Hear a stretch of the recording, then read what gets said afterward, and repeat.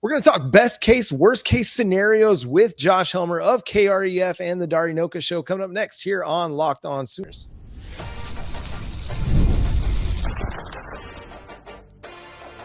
You are Locked On Sooners, your daily podcast on the Oklahoma Sooners. Part of the Locked On Podcast Network, your team every day.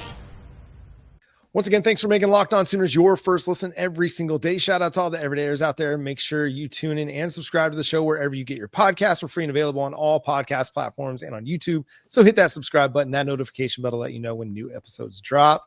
Follow Josh at JoshOnRef on all your social media platforms, right? And go listen to him 9 to noon still with the Dari Noka Show. Go check out all the great interviews and coverage of Oklahoma athletics that they've got going on over there on KREF and on the KREF Sports app. I think I got it all right there. Josh, before we get to best case, worst case scenarios with you, I want to ask, what's the game outside of the Texas game that you think is going to be the most difficult for Oklahoma this year? Just search KREF in the App Store, and you can find us anywhere you listen in the world. The most difficult outside of Texas, I don't know what to think about Alabama just yet. So the quarterback situation there, how good is Simpson going to be? Kalen DeBoer, I think there's some questions that still need to be answered. That I like that Grubb's back at Alabama. I think that's helpful for him, no doubt.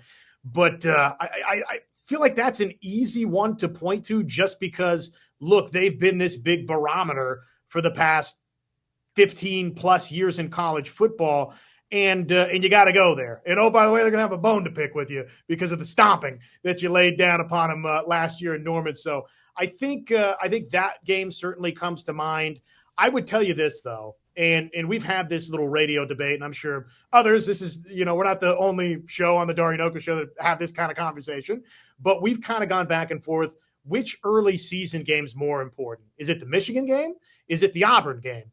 And for me, I cast my ballot for Michigan just because I kind of think the result of that game could help set the stage for what happens in the Auburn game. And I don't know how much you guys are keeping tabs on Auburn, but it's starting to look like a little bit of a train wreck down there at Auburn. So I think that Michigan game's incredibly, incredibly important. And I think it could set the stage for the rest of the season. So I don't know that I just draw it out of a hat and say it's the most difficult, but to me, it's one of the most important. I'm not as high on Texas as others are. I got to see a little bit of it from Arch Manning to believe it. And I think LSU that's who I'm picking to win the SEC. So, I mean, I got to kind of go there maybe in the regular season finale. And let's hope for Oklahoma's sake, there's some big time stakes in that post Thanksgiving Day game, because that would be great news for Sooner fans. So that's like 4 answers for you. But the Alabama game, I think, makes sense. You can make an argument there. The Michigan game, I think, is arguably the most important just for the entirety of the season. But I think the most difficult game is probably LSU, because I think LSU is the best team on Oklahoma's schedule. Yeah, that's a good point. And I am in agreement on Michigan being the most important game for us, because that's where if John Mateer goes out there and just dominates, then we're going to start the Heisman campaign. The conversation around Heisman is going to happen. And that is the one game that will basically propel him into the national spotlight of, oh, he really is a Heisman candidate, because we know that Michigan's still going to have a solid defense. They did a really good job, not only recruiting, but they proved that they can develop. And even though I'm still extremely hesitant about a true freshman starting on the road with the new offensive coordinator, because he's a true freshman. We all know how that works. If you've ever heard me say this, I don't like starting freshmen. I don't at the beginning of the season. I'm cool with it about game 7, because that means that they've gone through enough bumps and bruises throughout practice to understand what's happening and be able to adjust. But early in the season, I do not like it. And so I'm with you on that one. Michigan is definitely that game in my eyes as well. But I guess the question, with Auburn having really a abysmal reporting, I'm wondering if they're doing this on purpose. I guess you could say that's probably the question I'm asking most. But when it comes to SEC play, do you think that the most critical games for Oklahoma is that 4-game stretch in the middle, or that last 3-game stretch with Alabama, Missouri, and LSU?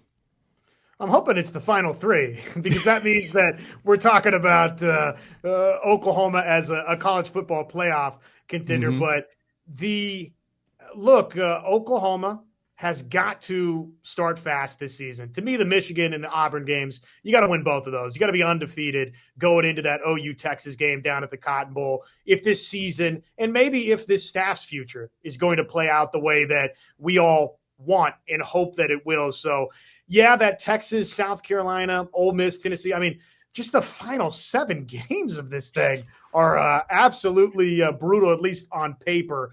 But, the 3-game stretch that really stands out, the 2 road dates, Tennessee and Alabama, obviously look like they're going to be big-time challenges, though Aguilar at Tennessee, okay, let's see there. I would probably say Texas at South Carolina, Ole Miss.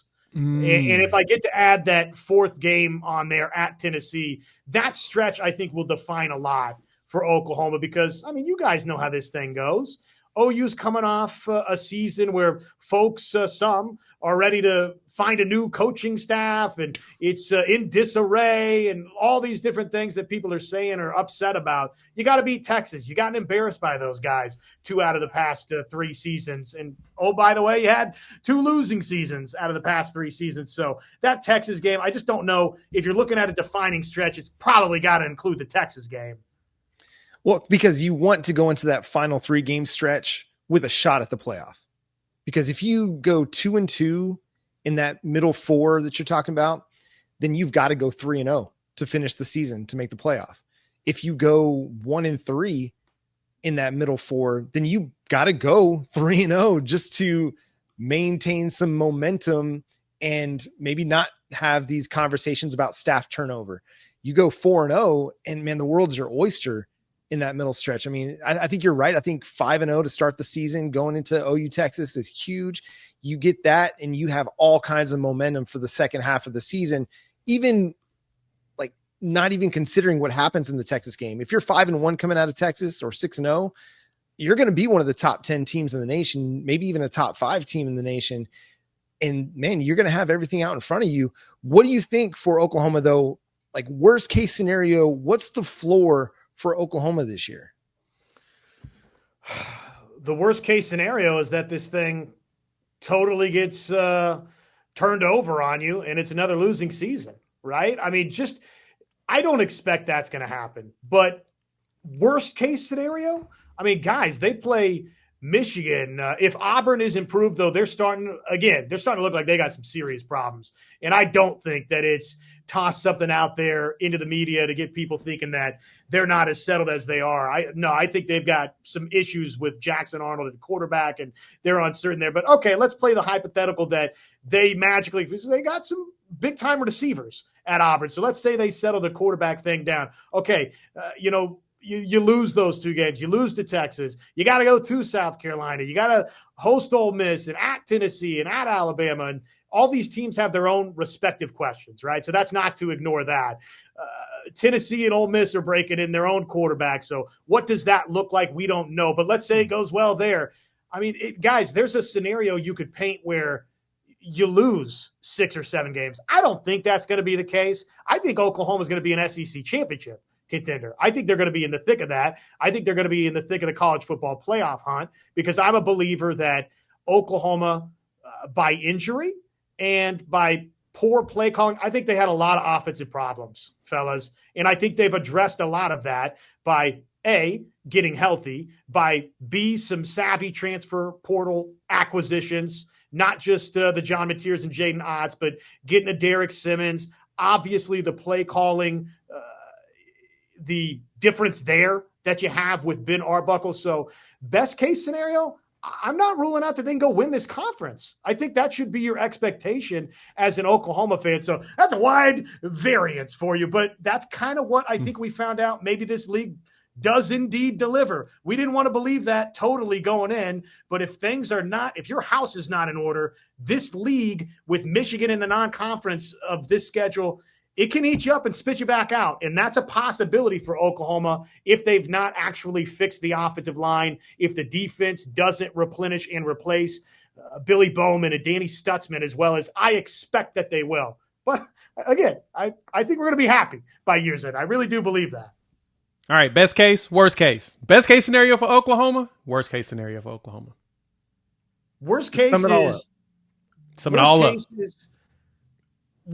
is it's a 500 or losing season and the coaching staff is gone. That's the worst case scenario, regardless of what any Brent Venables detractors out there might be rooting for. And I don't think there's many in the OU fan base actively rooting, but sometimes fans get that way a little bit. And if you're of that mind, that's not good for Oklahoma, for the foundation to get uprooted here, while you also got the athletic director search going on. So that's the worst case scenario, is all of a sudden you're looking for a new athletic director. And, oh, by the way, he's looking for a new head football coach and new staff and all these gains that you've made on the recruiting side defensively. I think they've closed a significant gap defensively from where we used to be to where Oklahoma is, where we are today. So, but that's a worst case scenario, right? That's doomsday. Best case scenario, I think you guys see a scenario where you can go win this league. I don't think that's totally out of the realm of possibility. And that's obviously a lot of things have gone right under that scenario. And that's going to do it for today's episode of Locked On Sooners. Thanks so much for tuning in, being a part of the shows. Thanks again to Josh for jumping on with us, giving us all his insights on Oklahoma football as we get ready for what's going to be a magical 2025 season. Sooner Magic, Mateer Magic, it's all coming together. It's going to be great. We're going to have a good time here on Locked On Sooners, so make sure you're subscribed to the show wherever you get your podcast. Go follow Josh at Josh on Ref. Listen to him Monday through Friday from 9 to noon on the Darinoka Show on the KREF app. Go check it out. Fantastic coverage with great interviews. I mean, you guys have had like an all-star cast of interviews you guys have been putting together over the last couple of months. So, and it's not going to slow down during football season, I guarantee it. So things are just heating up, but go check them out. KREF app, wherever you download your apps, the App Store, Google Play, wherever it's at. Follow Jay at Unfair Sports. Go check out his channel, Unfair Sports, on YouTube. You can follow me at John 9 Williams and read my work covering the Sooners. Just dropped my depth chart projection for 2025. I'm sure y'all are going to love it, and probably most of you are going to hate it. Go read that at SoonersWire.com. You can also follow the show on all of your favorite social media platforms at Locked On Sooners. But until next time, for Josh, Jay, and myself, I'm John. We'll talk to you next time. Boomer! Sooner. Josh, come on, man. Where you at? Texas sucks. There you go. That's what I'm talking about. Coming in